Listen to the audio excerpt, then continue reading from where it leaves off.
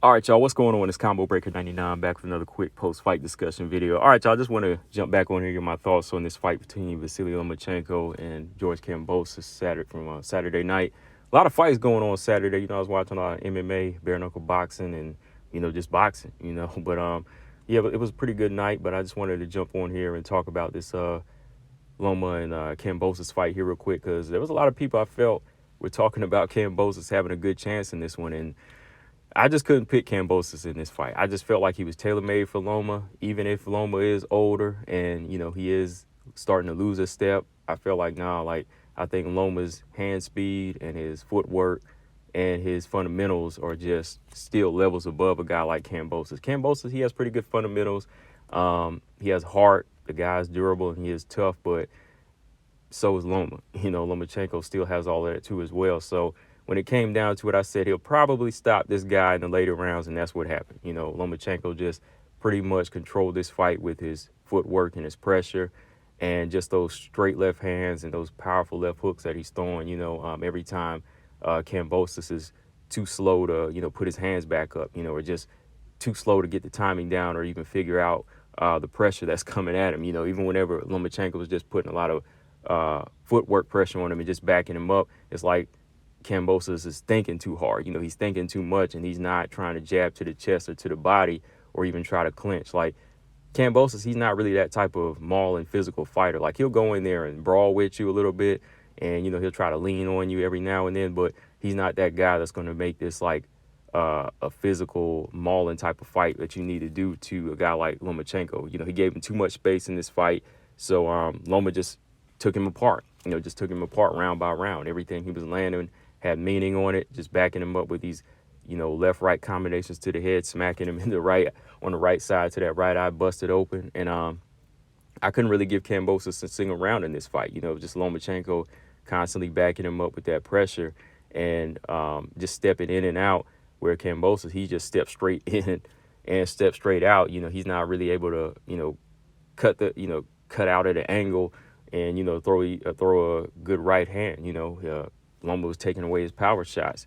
There were a couple of good body shots that I saw Kambosas land in like the first two rounds, when he went to the body with combinations like a good right, left, but he kind of abandoned that. Like he didn't really commit to body work, and that's what you need to do against a guy like Loma. You got to go to his body.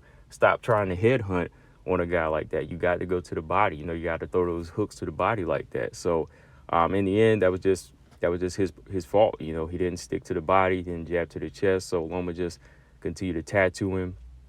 And that's another thing, I couldn't pick Kambosas in this fight because the guy's defense, guy has like C- defense, he's there to be hit.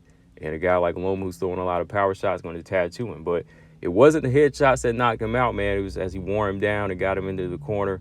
There was one good shot that Loma landed in the 11th that did drop him. I thought it was a slip, a good headshot that dropped him. But when he got back up, he got hit with a good body shot that put him down. And he got back up from that. And then he got tagged with another body shot, and that's where the referee stepped in and just stopped it. Because the body shots, that's the ones guys can't really recover from. So, yeah, Loma, he did it, man. He pieced him up to get this, was IBF belt? Yeah, to win a championship, another championship for Loma. Moving on from here, though, what I just wanted to kind of talk about is possibly, a fight with Navarrete, to try to unify this division. Or Shakur. Shakur's got a fight coming up in June? So that'd be a good fight for Loma, and Shakur. Shakur, he wants that fight. So I think that would be a good fight, Loma versus Shakur. Loma's coming up in his career, try to get up some more names.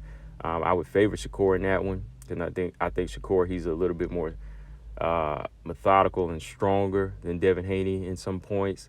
So I think he's a guy that would see a lot of the shots coming from Loma and would try to neutralize that hand speed. But you never know, man, because Loma is something a lot of these guys have never seen before. As for George Kambosas, I don't know, man. Like, he just doesn't really seem like he's rising to the occasion, for these big fights anymore, just kind of showing up. Maybe it's time for him to retire. I hate to see these guys, go in there and get beat up like this, especially when I'm just hearing news from this young boxer. Hold on, man. Like, I'm going to probably do a video on this, but I just want to fill y'all in. There was just a young boxer named Sharif Lawal.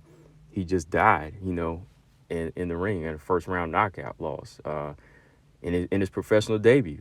So some of these guys that are making it out of the ring, they're getting lucky, but the longer you stay around, the more you put your life on the line. If Kambosas is not really tightening up his defense and getting stronger with it like that, and moving his head more, and he's just taking punishment, I don't want to see him around like that. He can still fight some C and B tier fighters, maybe win a belt here and there, but I don't really think he can fight to that high level against like the Shakurs, Haney's, and Lomachenkos anymore.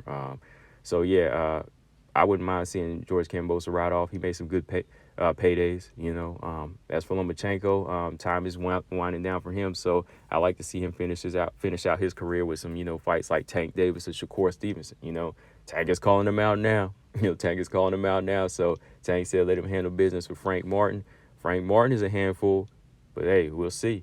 I got a lot of stuff to talk about, y'all. I'm going to try to get on and do some lives over here, man. Just been real busy with life. But, yeah, I'm going to start amping up the channel again. Maybe I'll try to do a live tonight with y'all over here. Make sure y'all subscribe, all boxing everything. I'm out. Peace.